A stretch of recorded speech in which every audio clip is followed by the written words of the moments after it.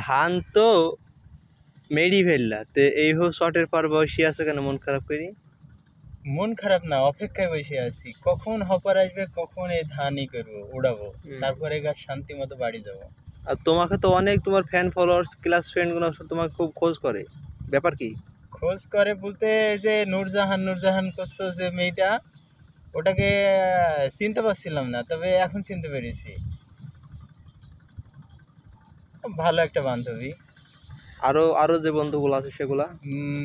সবচেয়েতে একজনকে মিস করি, সে সিনিয়র ভাই মাহবুব নাম তার।